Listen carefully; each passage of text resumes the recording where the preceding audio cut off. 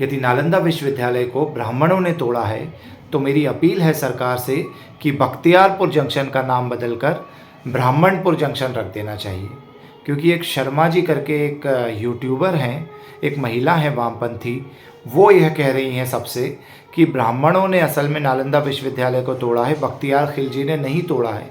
तो मुझे ऐसा लगता है कि वो जो शर्मा यूट्यूबर हैं, जो ट्विटर पर उल्टी सीधी बातें लिख रही हैं, उनको इस बात का दुख है कि उनके पूर्वजों ने जो कृत्य किया, जो नालंदा पर विजय प्राप्त की, वो जो है उनको उसका क्रेडिट नहीं मिल रहा है।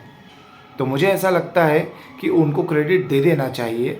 और बख्तियारपुर में जो बख्तियार खिलजी के नाम से रखा गया है सेक्युलर जमात द्वारा, वो बख्तियार खिलजी के नाम से रखा गया बख्तियारपुर जंक्शन का नाम अब बदल देना चाहिए। क्योंकि जब बख्तियार खिलजी नाम के व्यक्ति ने भारत में जीता ही नहीं है, कुछ कहीं पर कुछ न कुछ हमला किया ही नहीं है, जब वो हार कर यहाँ से गया है, और जब ब्राह्मणों ने असल में नालंदा पर कब्जा करके उस पर राज किया था, ब्राह्मण राजा रहे हैं वहाँ के, तो फिर क्यों ज़बरदस्ती हम लोगों को बख्तियारपुर जंक्शन यहाँ पर रखना है, ढोना है। बल्कि मैं तो ये कहूँगा कि अकेला बख्तियारपुर जंक्शन ही क्यों, ब्राह्मण नाम से उसका ब्राह्मणपुर जंक्शन नाम तो रखो ही।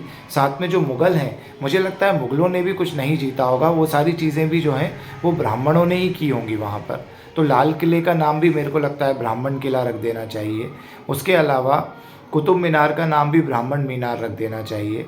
इसके अलावा ऐसी जितनी भी चीज़ें हैं उन सभी जगहों का नाम ब्राह्मण के नाम से रख देना चाहिए।